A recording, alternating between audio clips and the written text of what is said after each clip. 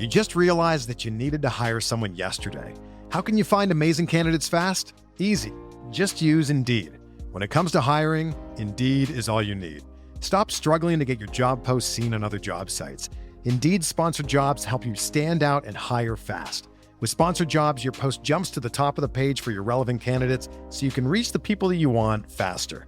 And it makes a huge difference. According to Indeed data, sponsored jobs posted directly on Indeed have 45% more applications than non-sponsored jobs. Plus, with Indeed-sponsored jobs, there's no monthly subscriptions, no long-term contracts, and you only pay for results. How fast is Indeed? Well, in the minute I've been talking to you, 23 hires were made on Indeed, according to Indeed data worldwide. There's no need to wait any longer. Speed up your hiring right now with Indeed. And listeners of this show will get a $75 sponsored job credit to get your jobs more visibility at Indeed.com/BWN. Just go to Indeed.com/BWN right now and support our show by saying that you heard about Indeed on this podcast. Indeed.com/BWN. Terms and conditions apply. Hiring? Indeed is all you need. At RX Bar, they believe in simple nutrition without the BS. That's why they said no to artificial ingredients and yes to deliver intentional, transparent nutrition. Try their original 12-gram protein bar, the nut butter and oat bar, or minis. RX Bar, the proud sponsor of No BS. Use code RXBAR on rxbar.com for 25% off. Subject to full terms and conditions and to change. Valid until September 30, 2025, and may not be combined with other offers. See rxbar.com for full details and limitations.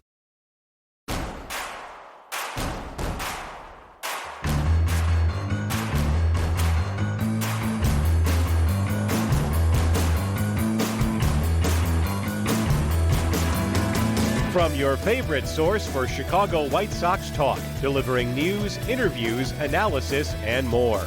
This is the Sox Machine Podcast with your hosts, Jim Margulis, James Fegan, and Josh Nelson. Thanks, Rob, and welcome to the Sox Machine Podcast. I'm your host, Josh Nelson, and it's Sunday night, June 1st, 2025, as we record this new episode. The Chicago White Sox wrapped up their road trip visiting New York and Baltimore, while we were filled with a little more optimism after a tough series for the White Sox against the New York Mets. They played the Mets real tough. Man, did that balloon pop in a big way after this weekend, as the White Sox were swept by the Baltimore Orioles. And despite facing one of the worst pitching staffs in baseball, the White Sox scored a grand total of 5 runs. The White Sox are now 18-41, which puts them at a pace for 49 wins in 2025. That would hit the under preseason win total. They're also on pace to only score 552 runs this season. As we enter June, it's time to check in if the White Sox are making enough progress with this rebuild. Adrian Hauser pitched well again on Sunday, but Mike Tauchman is on a heater. Does he join Hauser as trade bait? Speaking of heaters, the red-hot Detroit Tigers, with Major League's best record, are visiting the White Sox this week, and then followed by the Kansas City Royals over the weekend. The White Sox are currently 0-for against both teams. Can they win a game this week at home against either Detroit and Kansas City? Finally, we take a look around Major League Baseball. Why division leaders on June 1st should be happy. The Rockies continue to sink to lower depths, and Shohei Ohtani, Aaron Judge, and Cal Raleigh, have they hit more home runs the first 2 months than any White Sox hitter will in all of 2025.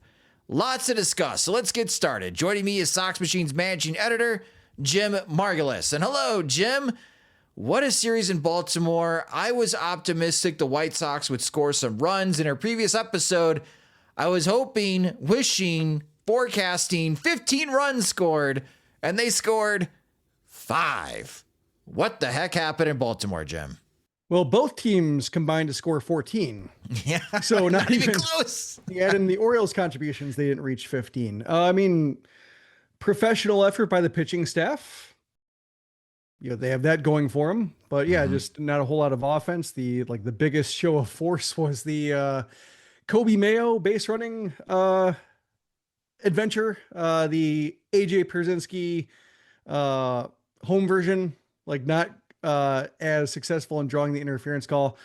I don't know if you saw that live in terms of with the Schriffen call, but I missed the Schriffen call. I did see the play live. And I thought that Mayo was going to get the fielder's interference call until replay, and the Baltimore broadcast had a better replay than the White Sox did, where it was very clear that Mayo was trying to initiate that contact. Yeah, I watched the Baltimore broadcast because I like their production. Like, I find that they use a lot of useful camera angles to kind of highlight different things players are doing. And so usually I'll watch that broadcast 2 out of 3. I did kind of go back and forth because Dan Plesac was on the call, and I'm just kind of interested to hear how Schriffen works as somebody who wasn't Steve Stone.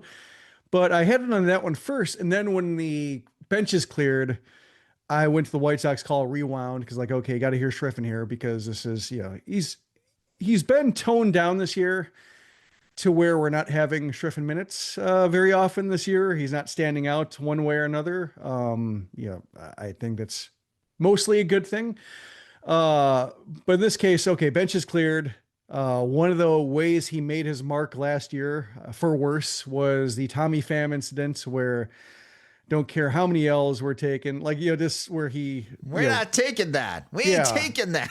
Yeah. Where he started like, throwing himself into the fight himself, even though Pham was the one in the wrong. So anyway, I wanted to hear this one, and I was pleasantly surprised, like, that it's a case where he toned it down. It kind of fits the rest of the theme of the season for Schriffen, in that he did get excited, agitated. He did defend the White Sox, or stepped in to be somebody on the mic for them. But I think resisted going full slam ball mode or full UFC. I guess it'd be UFC mode for just when you have people on the verge of having a fight. He said when Coby Mayo was leaving the pile and just kind of glancing over his shoulder and being like the one by himself, he said, "Look at that, Mayo, the first one to leave the pile. Isn't it funny how that starts? The guy who starts things off is the first one to leave the field. Make an exit, Mr. Mayo, make an exit." And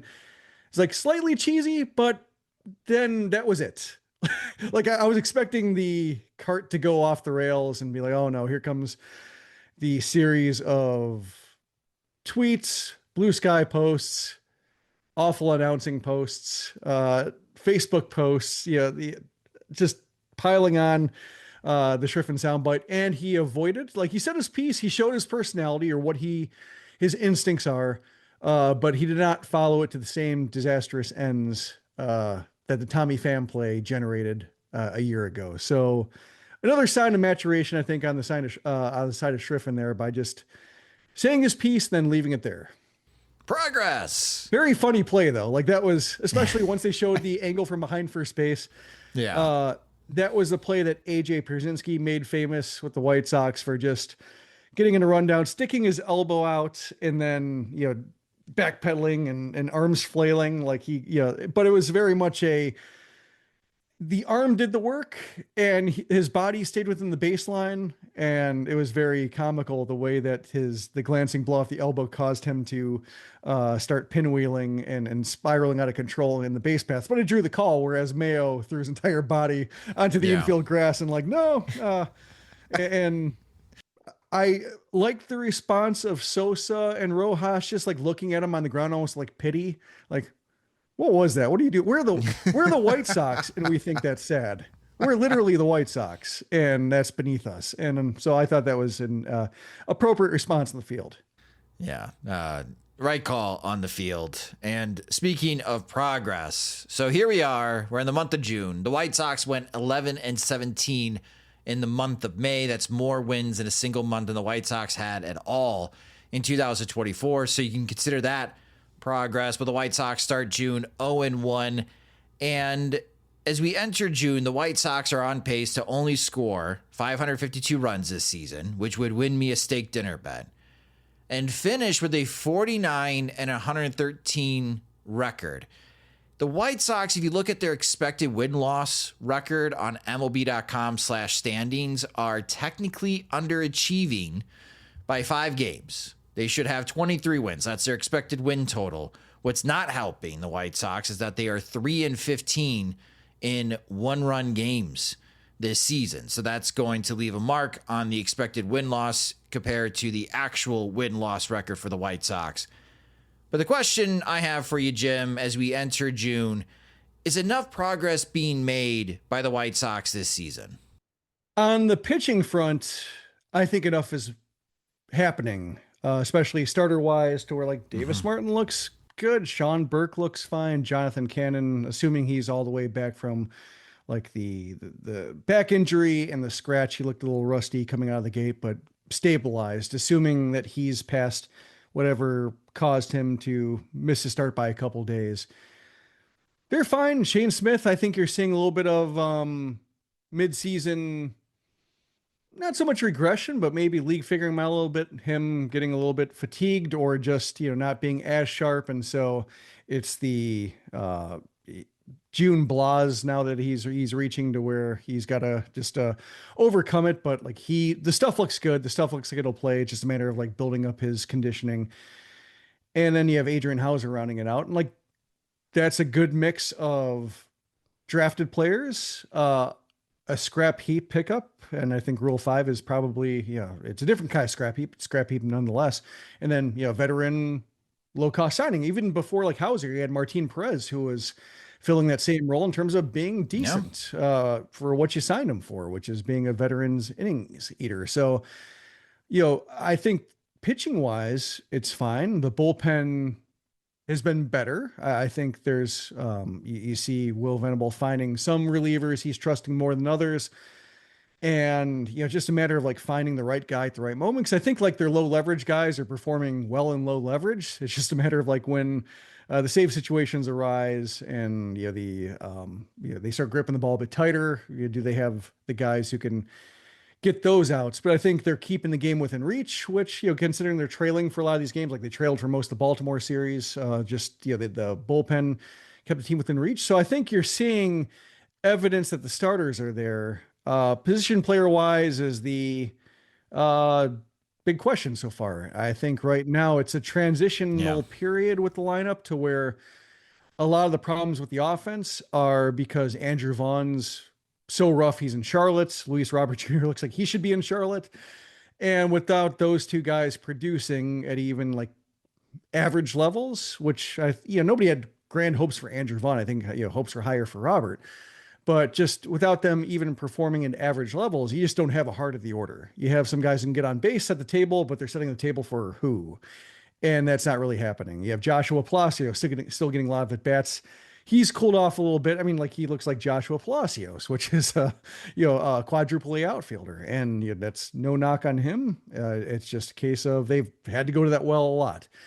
They don't have the outfielders ready to replace a Palacios. Edgar Caro is getting adjusted to, and so you're seeing some growing pains there. So he's not like a savior that you want for the lineup. I'm kind of curious if there's gonna be like a Caro Teal swap coming up soon to where like let's have Caro go back, work on some things. Now it's Teal's turn to audition and figure out if he can stick or if there's stuff he needs to work on. And maybe, while they're struggling and thriving in AAA, that's when you swap them back and forth. But I think the lineup is still just a big question mark. And I think will be for quite some time because it's relying a lot on Mike Tauchman, which is fine in a way because it's a case where you want him to work because the White Sox have to get good at acquiring average position players from wherever. So like no knock on him. It's ultimately plus. Same thing with Austin Slater being the short side of a platoon. Like it's very modest hopes you have for him. But at the same time, like the White Sox have struggled to find those guys who can even do one thing well. So, kudos to the right field plan. It's just without Robert there, without Benintendi being what he was in the second half last year, what's the 3-4-5? They really don't have that right now. And until they do, it's hard to like figure out, where this team's going to score runs aside from just having those games like the Mets game, the finale, where just like everything goes right. They get 4 hits with runners in scoring position to score 5+ runs. And it coincides on a day where they're pitching well enough to win. Yeah, I mean, I think we're still like we're still buying on Miguel Vargas. Like, hopefully Vargas could be one of those guys that helps out in the middle of the order. But I'm with you, Jim. Even if you go down to the minor leagues, I should say 4, 5, 6, not 3, 4, 5, because Vargas has been pretty solid in the third spot. This is where, for me, like Colson Montgomery, who got hit in the knee. I'm not sure if he's officially been placed on the injured list, but him underachieving and that whole weird situation. Yeah, X-rays were negative for Montgomery, so they're hoping a couple days rest would fix it. Got it. But like when you're trying to build out like a future roster for this White Sox team, it still feels like a year or two away from getting solid answers at all positions. Like Chase Maidroth right now is doing the best that he can at shortstop. He's holding it down there. Maybe Miguel Vargas is the White Sox first baseman of the future. They stuck him at first base all series against Baltimore. You got to feel confident about Kyle Teel and Edgar Caro behind the plate for the White Sox, but are they sold? Are the White Sox sold on Lenyn Sosa? Is he going to stick around? I mean, he's out of options. You got a hole at third base because Brian Ramos, this is like almost just like Colson Montgomery, a complete off year because of injuries. And we're not getting answers if Ramos can be someone that's got a long future in the major leagues. And the near future for the outfield is like Brady Montgomery and who else? Like the outfield really needs to be addressed by the White Sox, especially after this season and what the future is. So I'm with you that there's enough progress being made on the starting pitching front. I think you have some answers in the infield. But moving forward, especially in the second half of this season, that White Sox front office, they need to start trying to figure out answers, especially in the outfield and other key areas as far as within the position player group, because that's where the biggest questions are at the moment. Yo, it's D-Lo. I'm partnering with Ro. Women, y'all feel that? It's sexy. But if you're stressing about your performance, it throws you off. That's why I rock with Rose Sparks. Rose Sparks dissolve under your tongue and hit fast so you're ready when the moment pops off. You feel like a superhero. It's satisfying your partner. That's key. Rose Sparks help you last longer, stay fuller, and keep the whole vibe right. When prescribed, new patients get $15 off their first order. Hit up ro.co/backyard and to see if Rose Sparks are right for you. That's ro.co/backyard and see if Rose Sparks are right for you. Compounded drugs are permitted to be prescribed under federal law, but are not FDA approved. Do not undergo FDA safety effectiveness or manufacturing review. For full safety information, go to ro.co/safety info.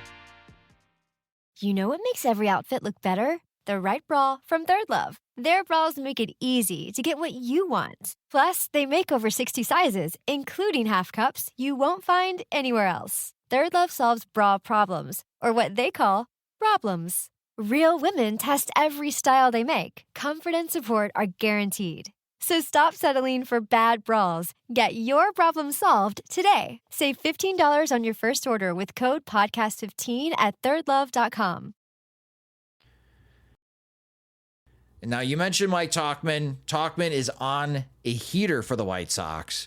It's just 12 games, but his OPS is over 1,100. It's 1.132 to be exact. Against Baltimore, Tauchman was pretty much the White Sox offense. He was 6 for 12 with a home run, a triple. He knocked in 2 runs out of the 5 the White Sox scored, and he also walked. And he looks good, Jim. He looks good at the plate, even though he suffered a couple of hamstring injuries. It does have me wondering, I mean, at this stage of the season, the best compliment I can give to any White Sox veteran is you're playing so well that you're going to play for a new team come August. Is Mike Tauchman on that list? Is he now trade bait? I think so. I think with the power he's showing that he didn't show last year because of just how opposite field oriented his swing was, that the ability to pull the ball is back and gets on base, should find a home. I think there's maybe a limited amount of demand just because the White Sox were able to sign him for a relative pittance to where, probably the market remains the same on him in terms of, well, you need a platoon partner for him. He's not going to hit with the typical thump of a right fielder.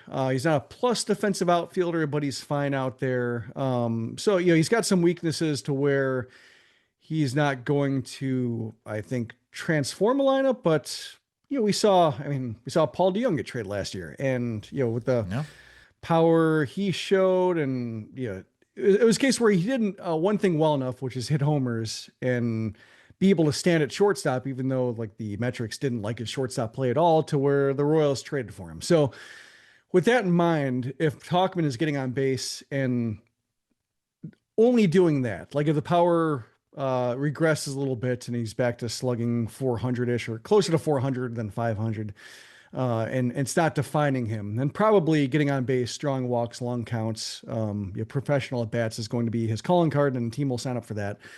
However, if this power hangs around to where he's able to pull the ball in the air, it's different. Like it's a case where teams can always want somebody who pulls the ball in the air. Like it's hard to make a living hitting the ball opposite field out of the park. Like Tauchman did that last year in Wrigley because of the way the winds were working and just how much it punished balls in the air to right field, that he was just trying to make it work in his home park. And that's probably one of the reasons why the team saw the way he was hitting and being like, oh, is his bat slowing down? Is he just conceding to age? And now he's just trying to poke the ball to the left field, kind of like the Andrew Benintendi Kauffman Stadium approach, where he sacrificed power, only hitting 5 homers and just figuring, I'm just taking advantage of those deep alleys.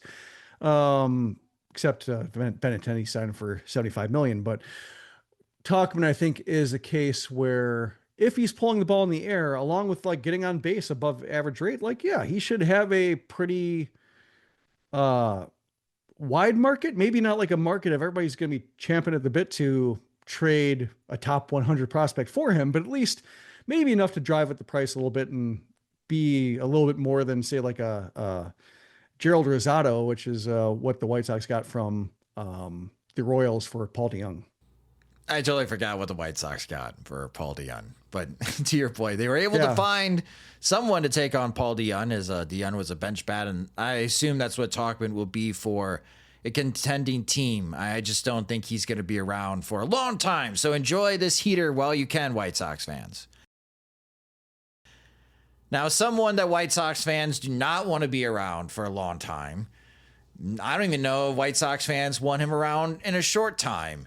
And that is Luis Robert Jr. He's been a very popular topic in our podcast episodes this year, because he's one of the critical players for the White Sox. They were hoping that he performed well enough that they could trade him before the deadline, get more impact prospects, because he does have a couple of club options that could help enhance this rebuild, maybe answer some of those questions in the position player front that Jim and I still have just a couple segments ago in this podcast episode. Against Baltimore, Robert went 0 for. He was 0 for 10 against the Orioles. He got on base with 2 walks, and he reached on an error. He struck out 7 times. So out of the 10 plate appearances that resulted in an out for Robert, he struck out 7 times. Now, Robert has 5 years of service time. So, Jim, what I am seeing on social media is a lot of White Sox fans saying, well, Andrew Vaughn had options. Just do what you did with Vaughn and option Robert to Charlotte. Because of that years of service time, the White Sox can't do that without Robert's consent. And I'm sure if the White Sox approached Robert to option him in Charlotte, he would probably be advised by his agent to not consent to that, and instead of just be put on waivers, which then that starts the trade conversation pretty much immediately, with a very short window to negotiate a deal if Robert does get claimed by another team. And I'm assuming with his speed and defense that he would get claimed by another team, and that would be a very weird way to end the Luis Robert Jr. tenure with the Chicago White Sox. But Jim, is that a possibility we now have to seriously consider for Luis Robert Jr. if this does not get better in the month of June? Because we're running out of time here to see a better version of Luis Robert Jr., to convince another team to give anyone up in significance of prospect level in negotiations with Chris Getz. Yeah, the 5 years of service time is tough. He has to consent to it. And I think given the state of where he's at, he hasn't been like wanting to get traded in terms of like the way Lance Lynn wanted to get traded, or the way Kendall Graveman wanted to get traded. Just like putting feelers out there to reporters. I think he's just more aware of what this means for him. And so he's just operating on the assumption that he will not be hanging around the White Sox. But yeah, if he's goes down to the minors for more than 2 weeks, like the White Sox can get back a year service time. That kind of complicates maybe an exit, even though he has a guaranteed contract, or like he's coming up on it, still gets a little bit hairy, I think, in terms of what the White Sox would have to pay him if he's like final year of arbitration eligible, like, without, it gets in a weird territory with the options and what he's been making, to where like there isn't really a like with Andrew Vaughn, there isn't a benefit for an extra year of service time because like he's just going to be making the same amount of money thereabouts. Like his pay can be reduced a little bit if he goes in arbitration, but not enough to change the calculus in which the White Sox do not want to pay him. So I think maybe what might be most likely in terms of maybe even the same benefit without, worrying about any kind of service time thing or accepting a demotion and the team promised to bring him up as soon as possible. But I wonder if there's like a phantom IL stint involved to where they say, oh, he has a hip problem or something that you couldn't, necessarily detect. He goes on the IL for 10 days, goes at the rehab stint, maybe does some offsite work, maybe goes, Ryan Fuller, what's up? And then, they work a bit, goes to Charlotte, gets a tune up, and, perhaps that's his option period without actually being an option. That's something I could maybe see happening given the delicate nature of the circumstances, given that he can't miss too much time and can't because he has an injury history, they can't really say he's hurt again because that creates a whole different complication with the Luis Robert Jr. story of, he can't stay in the field. So it would have to be pretty abundantly clear, like he's not really hurt.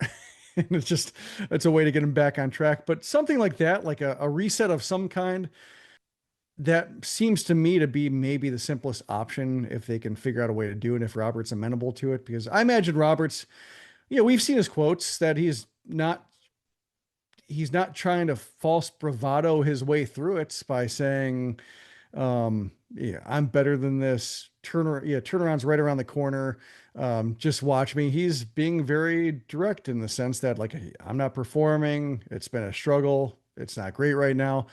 So he might be amenable to something that maybe doesn't cause him to not reach free agency and the options, everything like that, to give him the best chance of.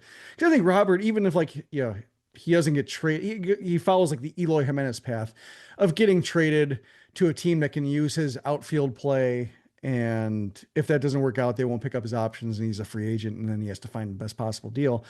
Even that gives him a chance to talk to other clubs, figure out who might be the best team to get him back on track and be the player he wants to be. So there's a benefit for him reaching the open market, even if he's not making the money that he planned to make under those option years. So that's why I don't see him doing anything that delays that or complicates that.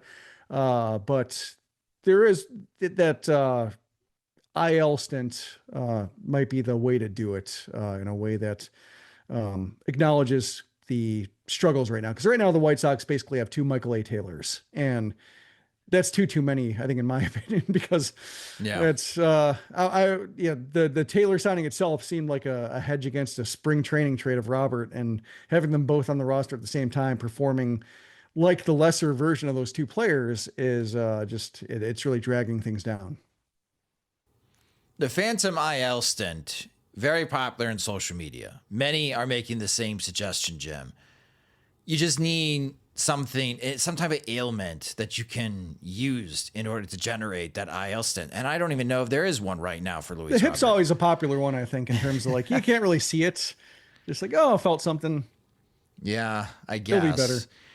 I think where my head is at, one question, and I never have clarity on this. For someone that has a club option, if you DFA them, you put them on waivers, and after the waiver period, you just release them. How does that work with that club option? Do you just owe them the buyout then? I think you owe them what's guaranteed, the remainder of the contract and the buyout. In the buyout. So the $2 million. Minus the league minimum that the team that picks him up eventually and employs him would pay him. So Got it. The 700,000 or whatever it is now, that's covered by another team, or the prorated version of that, but everything else that is owed to him is owed by the White Sox. Got it. So that's your whole sunk cost fallacy argument. You have to pay him no matter what the rest of this year. You have to pay him the $2 million in the buyout. What is that break-even point? When do you make that decision as the White Sox? I think it's August 1st. If you can't find a suitor for Luis Robert and he continues to perform this poorly through June and July, we are talking about if Robert can't get on a heater and has an OPS below 700, after August 1st, you're in discovery mode, aren't you, Jim, for the White Sox? Like, you need to start figuring out answers going into 2026. Like, if he can't bring anything back, that's when I would put Robert on waivers and see outside of the trade deadline, you can work out a deal through the waiver wire post trade deadline. But that's where my head is at right now in handling the Robert situation. Like, continue to go through this, hope something changes. But after the trade deadline, if it's still this type of Robert, if he's got an OPS below 600, it's probably just best to let him go, walk away, and start figuring out what outfielders you want to see for the rest of this season and into spring training, and start trying to come up with a plan, because Robert is not going to be part of that plan. Yeah, I mean, waiver trades don't exist in the way they used to. Right. The waiver deadline into August. Yeah. Yeah, revocable waivers, that thing doesn't exist anymore. So it'd just be a matter of like if a team claims him. The problem is with that is like if they trade Tauchman and Slater, there'll be plenty of at-bats for discovery in the corners. You can't turn over all three outfield positions and be like, let's just, how many more Joshua Palacioses are out there to Corey Jokes, baby. He's hitting.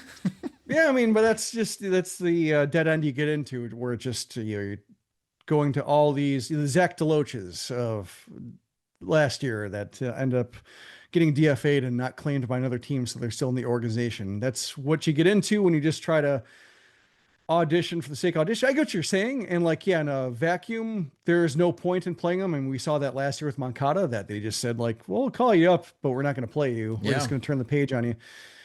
And there might be some like emotional value or just acknowledgement that the page is being turned, kind of like everybody felt.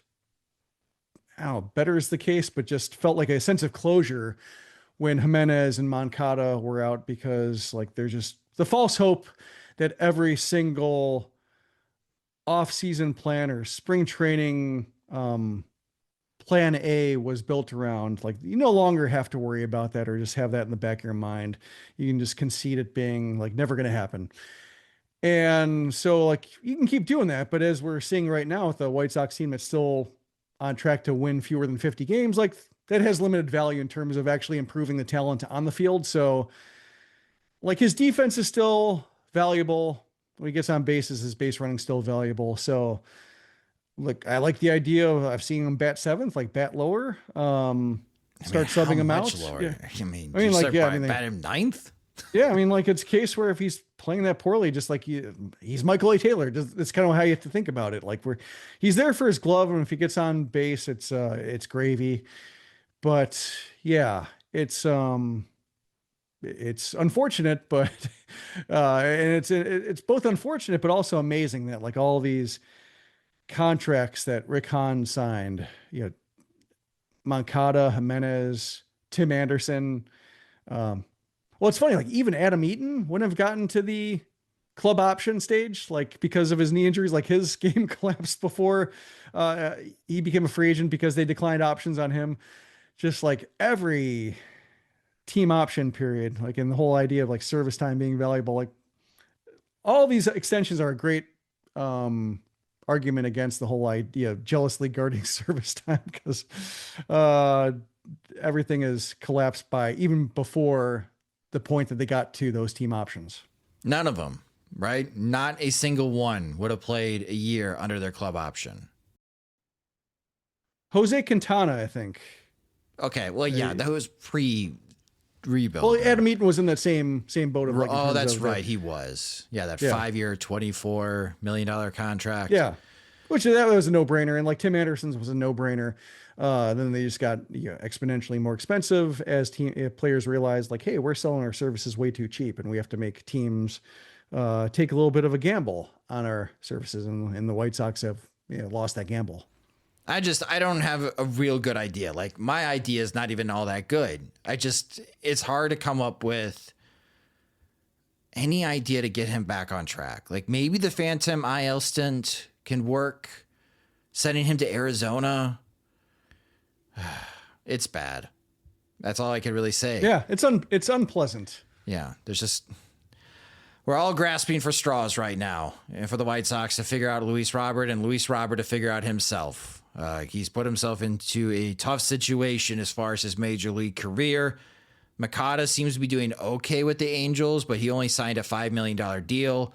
When you buy a gigantic house like Luis Robert did after signing the contract, you're thinking, hey, I have the confidence in myself. I'm still going to be playing well. I'm going to get those $20 million in 2026 and 2027. So hoping to get 40 million, but you're going to only end up getting 2. That's quite the pay cut. Quite the pay cut. From what I learned from Adam Eaton and Todd Frazier is that he shouldn't have a mortgage. You shouldn't, but he did not buy a $1 million home, Jim. He bought a $14 million home. I've learned that mortgages for major league players are unseemly. Unseemly. Very true. Very true. So that's the Luis Robert situation. As Jim mentioned, cap tip to the White Sox pitching. They did well against Baltimore, just holding the Orioles to 9 runs. You just realized that you needed to hire someone yesterday. How can you find amazing candidates fast? Easy. Just use Indeed. When it comes to hiring, Indeed is all you need. Stop struggling to get your job posts seen on other job sites. Indeed sponsored jobs help you stand out and hire fast. With sponsored jobs, your post jumps to the top of the page for your relevant candidates so you can reach the people that you want faster. And it makes a huge difference. According to Indeed data, sponsored jobs posted directly on Indeed have 45% more applications than non-sponsored jobs. Plus, with Indeed sponsored jobs, there's no monthly subscriptions, no long-term contracts, and you only pay for results. How fast is Indeed? Well, in the minute I've been talking to you, 23 hires were made on Indeed, according to Indeed data worldwide. There's no need to wait any longer. Speed up your hiring right now with Indeed. And listeners of this show will get a $75 sponsored job credit to get your jobs more visibility at Indeed.com/BWN. Just go to Indeed.com/BWN right now and support our show by saying that you heard about Indeed on this podcast. Indeed.com/BWN. Terms and conditions apply. Hiring? Indeed is all you need. If you work as a manufacturing facilities engineer, installing a new piece of equipment can be as complex as the machinery itself. From prep work to alignment and testing, it's your team's job to put it all together. That's why it's good to have Grainger on your side. With industrial-grade products and next-day delivery, Grainger helps ensure you have everything you need close at hand through every step of the installation. Call 1-800-GRAINGER, click Grainger.com, or just stop by. Grainger, for the ones who get it done. Now the Chicago White Sox head home. They have a homestand, 7 games against AL Central opponents. The first 4 are against the Detroit Tigers, who have the best record in Major League Baseball. At game 60, they are 39-21. They won their last game. In their last 10, they are 6-4. However, they have won 6 of their last 7 games. On the road this year, the Tigers have performed well. They are 18-13 away from Detroit. Offensively, the Tigers' offense is averaging 4.93 runs per game. They have a top 10 team OPS, 725 overall. That's good for 9th in Major League Baseball. On the road, very similar, 726. That's good for 6th in Major League Baseball. They hit the majority of their home runs away from Comerica. That's not a shock. They have hit 68 home runs as a team. 40 of those have been on the road. On the pitching side, very consistent. The starter ERA is 3.15. That's good for 4th in Major League Baseball. The bullpen ERA is 3.24. That's good for 3rd in Major League Baseball. So another series for the White Sox, just like against the Mets, facing a top 5 pitching staff. On the road this year, away from Comerica, the Tigers have a 3.71 staff ERA. That's good for 8th in Major League Baseball, pitching on the road. So still a good mark for Detroit. Your pitching probables for this series, Monday night at 6:40 p.m. Central Time. First pitch temperature could be 80 degrees, finally warm in Chicago. Jack Flaherty will get the ball for the Detroit Tigers against Jonathan Cannon. Tuesday night at 6:40 p.m. Central Time, it could be 85 degrees at first pitch. But keep in mind, there's a high chance of rain on Tuesday, Wednesday, and Thursday. To be determined for Detroit against Shane Smith for the White Sox. And on Wednesday night, to be determined again for Detroit against Sean Burke for the White Sox. Thursday afternoon, getaway day for Detroit. High could be up to 70 degrees. Again, high chance of rain in Chicago. Casey Mize, who's having a great bounce back season for Detroit, will take the ball against the Dart, Davis Martin. And Jim, the White Sox this season are 0-10 against the Tigers, Royals, and Guardians. They get 7 games coming up, 4 against the Tigers and 3 against the Royals. But these games are at home. Are you a little confident, optimistic, not optimistic that the White Sox can win a couple games here against the Tigers and Royals? A couple games. I mean, it's weird. I mean, we're talking try to go 2-5 in a 7-game I feel like they homestand. could do that. I feel like they're pretty good. The Orioles series notwithstanding, like they're pretty good at avoiding sweep stacking up on them this year. So yeah, 2-5 sounds realistic, but it's weird to say, like, am I optimistic about them going 2-5? It feels like a sentence that like swallows itself. That's where we're at. That's where we're at. Well, yeah, let's say I'm optimistic that I'm not optimistic of them like winning more than that. But yeah, 2-5 sounds fine. They're pitching well enough, I think, to do that. Yeah, we could see some low scoring games despite the weather. But then again, I said we're going to see some high scoring games this weekend against Baltimore and didn't see anything. So watch, these are all high scoring games.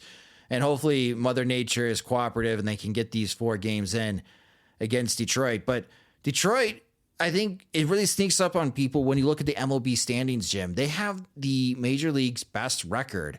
Are you buying the Tigers as the team to beat in the American League, or is it still the defending American League pennant winners, the New York Yankees? I would say the Yankees, but I am confident, or more confident in, like, say, the Central, like them being the best team in the Central, separating themselves from the Guardians, just because like of the way the offense has come together. I think my reservations with like having great hopes for the Tigers was just some holes in their offense and not really having the star power to offset the holes. Like Riley Green is a nice player, but he's also somebody who's like aggressive, strikes out a lot to where, he can kind of get into ruts, and can he make up for holes at like first base and the outfield and not great DH production? Like, I'm skeptical of that, but in terms of like somebody filling out a lineup, like it's great to have Riley Green on your team. I thought they showed a lot when it came to problem solving last year with pitching. And I mean, Skubal being an unquestioned number one, one of the best pitchers in the league, the best pitcher in the American League last year. And then, Flaherty coming back was a nice move based on what he showed last year. Mize rounding it out. Like he's been the big addition, or not an addition, but just returning to his form has been a huge addition for that team. And all of a sudden now you got a majority of your rotation being above average pitchers, and, good for you. And then you can, like, Jackson Jobe has not been, lighting the league on fire, but they can accept what he's been doing, like as a 4th or 5th starter. Like that's fine. So, I think they're in a great position there, and they've always been good at finding relievers. So I wasn't as concerned about them on the run prevention side or the pitching side, but just what were they going to do with their offense? I thought Gleyber Torres was like a nice pickup for them to fill out their lineup and avoid the holes. But I did not have Javier Baez coming back in center field. Did not see that coming. No. I did not see Spencer Torkelson.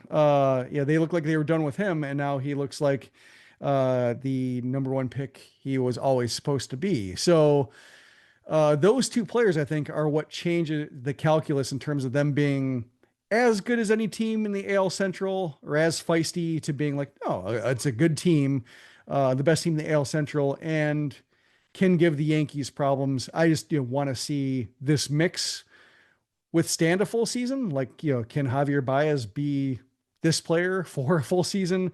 Can Mize hold it together?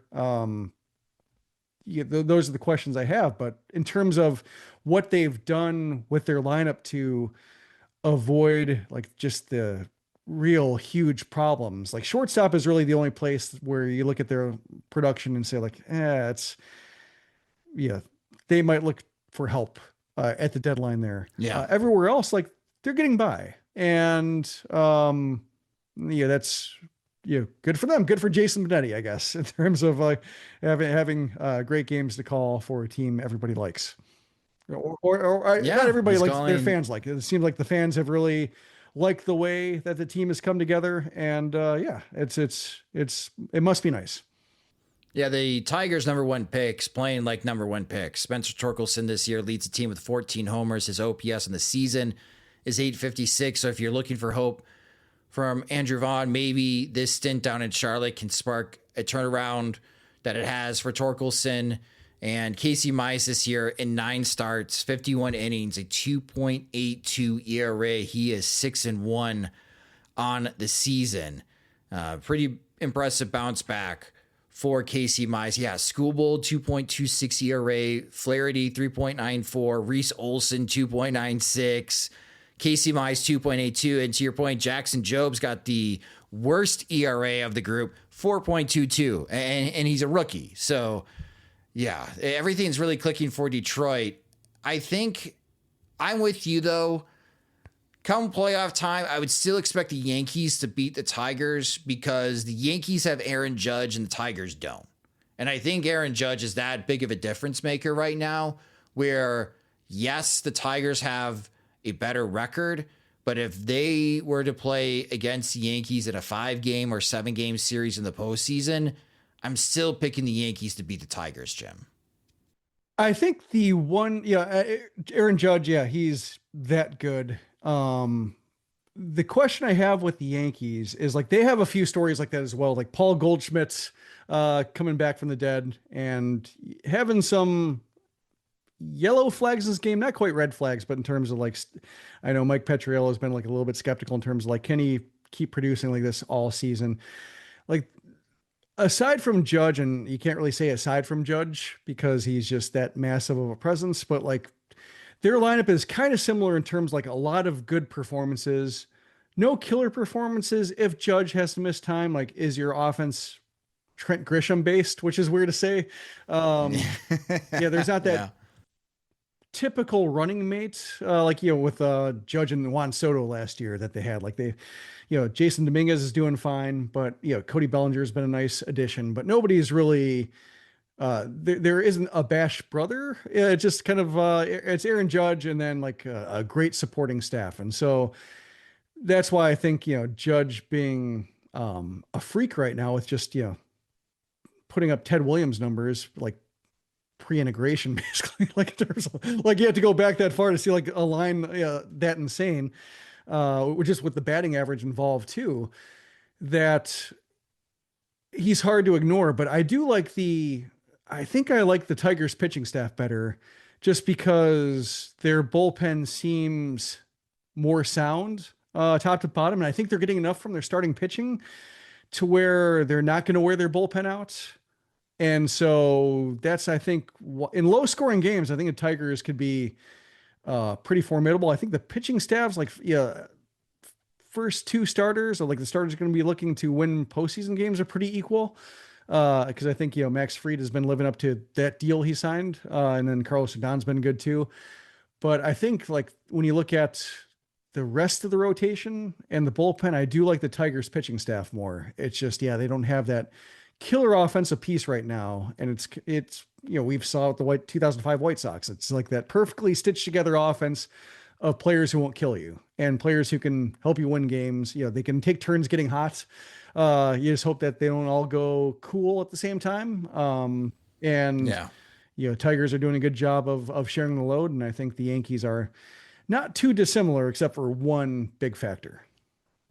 And that could change, though. Detroit could make a big trade before the deadline to give themselves a better chance to go toe-to-toe with the Yankees and try to win the American League pennant and go back to the World Series. The Tigers have been excellent. This is not a fluke. I mean, maybe last year making the postseason and riding that hot hand that they did into the playoffs and beating the Houston Astros and really shocking the world. Maybe that was a little bit fluky and how things went down at the end of last year, but in the first 60 games, the Detroit Tigers have been excellent. This is going to be a tough series for the Chicago White Sox. Every series is tough for the White Sox, but we're hoping that the White Sox can win at least one game against the Tigers, or the next time we podcast, we're going to be talking about a 7-game losing streak for the Chicago White Sox before they play against the Kansas City Royals this upcoming weekend.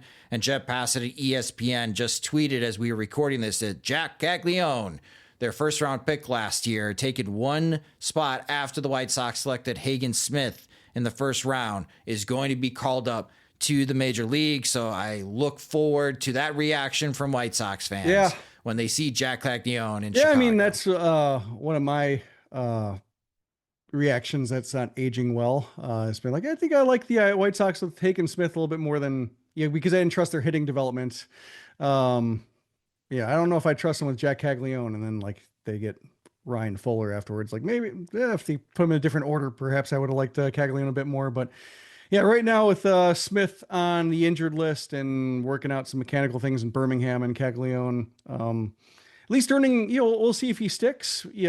It's, you could see the major league pitching reveal some things that just AAA pitchers aren't able to get out of him. But certainly like the way he's hitting now, certainly worth a shot. It informs what they're going to do at the deadline. They have some holes in the outfield at first base, just with some DH production help.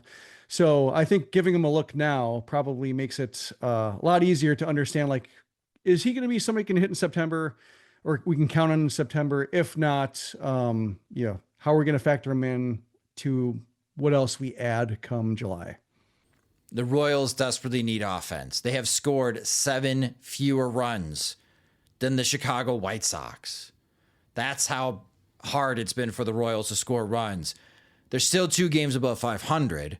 They're 31-29 at the 60 game mark, but they're 8 games back in Detroit, but they're only a game back of the wild cards. They think they can contend, they can compete, make the postseason this year. They're hoping that Jack Caglianone helps on the offensive side. That's why they're being very aggressive right now and calling him up. And what a great way to segue into around Major League Baseball with that news of Jack Caglianone being promoted. A few things that caught my eye, Jim, and I want to start with this piece from Sarah Lanes on MLB.com. She does a fantastic job when it comes to research for awesome content on Major League Baseball and MLB.com. And she wrote a piece about what it means to be in first place on June 1st. Since 1996, 60% of division winners had the lead entering June 1st. Last year, 5 of the 6 division winners had the lead on June 1st. Only Seattle didn't win their division. And when you exclude the 2020 season because they didn't play baseball in June of 2020, 16 of the last 28 World Series winners led the division on June 1st. So this is looking good, Jim, for the Yankees, Tigers, the Mariners again, the Mets, the Cubs, and the Dodgers. I want to flip the script, though. Let's say Sarah's right, and this continues at 60% of these division leaders are going to make the playoffs. Which team do you feel not confident is going to win their division despite leading on June 1st? Well, the Mets have been running with the Phillies. I think that looks like a 2-team race right now. So I could easily see like the Phillies slipping ahead of them just because the margin isn't that high. So let's say the Mets, and also like how the Mariners haven't been able to separate themselves from the rest of the AL West when you look at some of the performances that they've had is kind of mystifying to me. Like I guess the pitching injuries are a big reason why, like not having Logan Gilbert be at the center of everything when he was pitching so well, hurts. George Kirby missing time, that hurts. So maybe that's a simple explanation, but when you look at just how well Cal Raleigh is doing, like, man, it feels like a wasted opportunity. Like when you have that kind of performance and you're still only a half game ahead of the Astros, who are figuring out themselves. Like they have some gaps in their game. Like they're not getting what they thought they'd be getting out of like Yordan Alvarez. Like he's been hurt and bad and they don't have Bregman anymore. You look at the way their offense is kind of constructed and you're saying like, yeah, I guess it's like a lot of Isaac Paredes, who's a good player, but it's not like it's not like the Alex Bregman, Jose Altuve in their peak centered offenses where like, oh, these players might be going to Hall of Fame. It's a case where like, oh, it's Isaac Paredes has like a neat trick that he rides pretty well when it comes to like pulling the ball in the air to Crawford boxes. But, they're somehow still hanging tough. And so like, I do give the Astros a lot of credit for how well they're doing. Perhaps like when the Mariners get some separation, Or they'll get some separation when they get some players back, but I don't know if I trust Jerry DiPoto. So maybe I'll say like the Mets and the Mariners feel like the weak links here, just because of their inability to separate themselves more at this point and the talent behind them. Yeah, I'm with you. I think the Phillies are going to win the NL East, but the Mets are definitely a playoff team. I do wonder if we're getting a repeat of last year with Seattle. They're leading the division in June 1st by half a game, but I'm not exactly confident they're going to make the postseason because I could see the American League Central taking up 3 of the 6 spots again, Jim. Yeah, I mean, like it's I guess the Twins are in the same boat in terms of like, will they be hot at the right time or cold at the wrong time? And will they tail off again like they did last year? So I think they're one team I'm skeptical about because of just how things can really turn on them. So I would maybe say the Twins open up a spot for the Mariners to fall, but yeah, otherwise, it's a case where Mariners had bad vibes. I think when it comes to just how little they added, how upset the fans were for how little financial support went into supporting a very... Cal Raleigh is the one that called him out as a player. Yeah. And, fans were siding with the players and thinking like, when's the help going to come here in terms of just the supplemental big free agent additions that teams that should, like the Mariners own the Northwest. They should be able to make that kind of splurge. Like they paid for Robinson Cano at one point. What a move. Yeah. I mean, like it obviously ended poorly, but he provided some production, while he was there early. And like, it's a case where they just need help. They can't keep getting hamstrung by, either their prospects not quite getting the job done immediately, or like one of like Jerry DiPoto's like 5 billion transactions, not panning out. But to see the seasons Raleigh's having, and then like that not being like a huge catalyst for a big lead, like we're seeing, with the Yankees, the way they're doing it, separating themselves from what was expected to be a pretty tight division. I think it's a little bit worrisome if you're watching Seattle.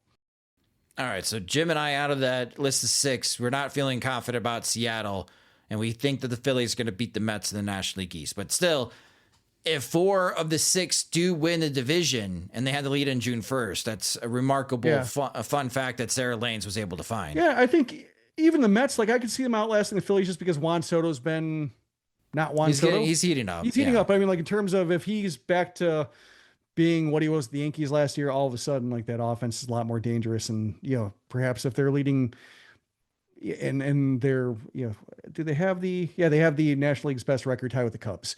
Like if they're doing that without Juan Soto at his best, not nearly at his best, then perhaps, they have some upside that they can cash in on.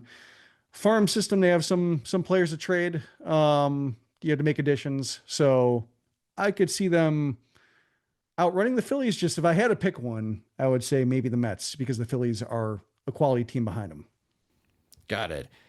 The Rockies, you don't have to worry about them. They're 9-50. 9-50. Wow. They're definitely going to break the White Sox record for most losses in a season. So get ready for the champagne 2024 White Sox. You can pop it pretty soon. And then finally, Shohei Ohtani, Cal Raleigh, and Aaron Judge, top 3 in home runs. As you mentioned with Raleigh, he's got 23 home runs this season. He's leading the majors. Ohtani's got 22.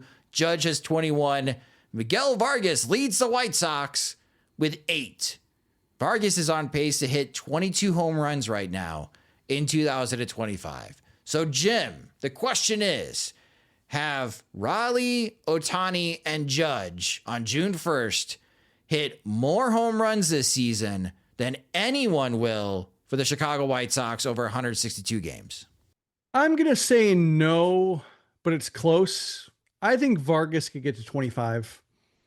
See, that's a number that I had in my head as well. I was going to be definitive and say, no, I believe you. Believe in you, Miguel Vargas. Please hit at least 23. The fact that he's got 8 homers with how slowly he started off and how the guaranteed rate field is not played like a hitter's haven. Like there is the possibility of him having like a huge month that homers bunch up on them, and all of a sudden, like, the White Sox have a respectable leader. It's just a matter of, like, who's in second, like, who's got the second most homers in the White Sox. Like, that becomes like like not sure about that one. Well, let's talk about something else. And he's on island, so not terrible to lead a team of 25, but if you're leading a team of 25, you'd like somebody else at 20 and have like a whole smorgasbord of 15 plus homer guys who can help hit the ball over the fence. And right now, the White Sox, as long as Luis Robert is looking like he looks, and as long as Andrew Benintendi is on and off the IL, it's like hard to find that running mate for Vargas when it comes to hitting homers. Yeah, just thinking, like, if Vargas can get 25, Benintendi's second on the team with 6 home runs. Robert and Vaughn are tied with 5 home runs. Let's say we're right, and Vargas hits like another 7 home runs in the month of June, and he's at 15 entering July, I'm feeling pretty confident he could reach 25. And then we are right that no, Raleigh, Ohtani, and Judge did not hit more home runs through June 1st than the White Sox did the entire season. I don't know if anyone else is hitting 15. Benintendi could. I guess it depends on whether he gets traded. Like, if he hits well enough. Yeah. I still think like probably a trade is still a year away. Like, it feels more like maybe next year's deadline versus this year's deadline because of the injuries, because of how much money is owed, that a team's not going to go nuts trying to trade for him. Do the financial commitment. But yeah, he's hitting in terms, James wrote about it on Sunday, like in terms of homers per plate appearances, like Benintendi's leading the team. So no reason why come July, August, Park heats up, just keeps poking balls into the Kraft Cave or into the Miller Lite Landing.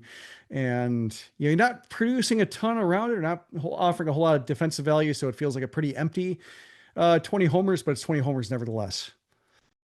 Yeah, Benintendi still owed 2 years, $32.2 million over the next 2 seasons in 2026 and 2027.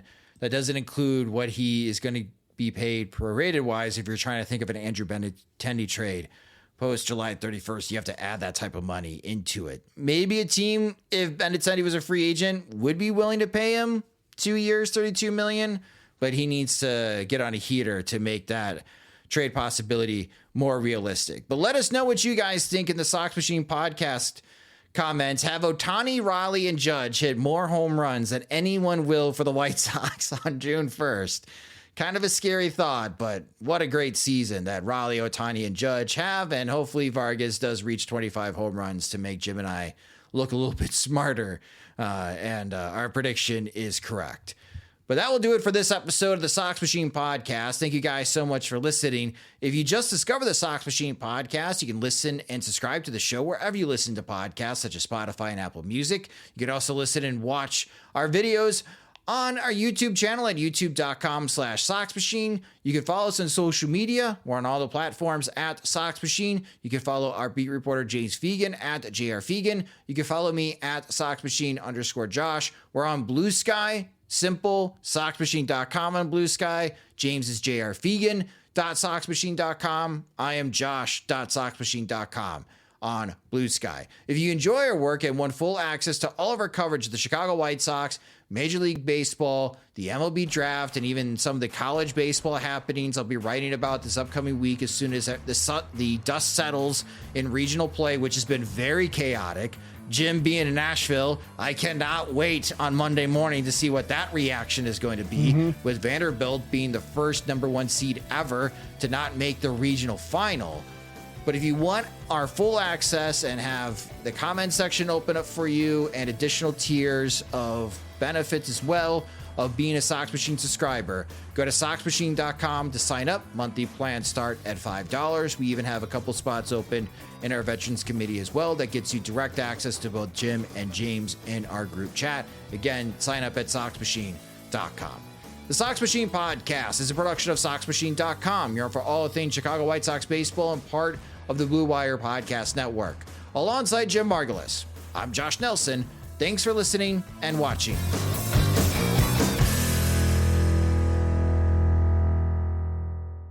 If you're frustrated with low sex drive, Vyleesi can help. Vyleesi, or bremelanotide, treats low sex drive in women with no daily medication, no alcohol restrictions, and no hormones. Vyleesi is clinically proven to increase your interest in sex. Take control of your sex life on your terms and visit Vyleesi.com to schedule a telemedicine appointment. That's VYLEESI.com. Vyleesi is a prescription medicine used to treat hypoactive sexual desire disorder, HSDD, in premenopausal women who have not had problems with low sexual desire in the past and have low sexual desire no matter the type of sexual activity, situation, or partner. The low sexual desire is troubling to them and is not due to medical, mental health, or relationship problems, or medicine or other drug use. Do not use Vyleesi if you have uncontrolled hypertension or known heart disease. The most common side effects include nausea, flushing, injection site reactions, headache, and vomiting. Consult your healthcare professional for more information and see full PI at Vyleesi.com or call 800-922-1038. Go to Vyleesi.com for a telemedicine appointment to find out if Vyleesi is right for you. That's VYLEESI.com.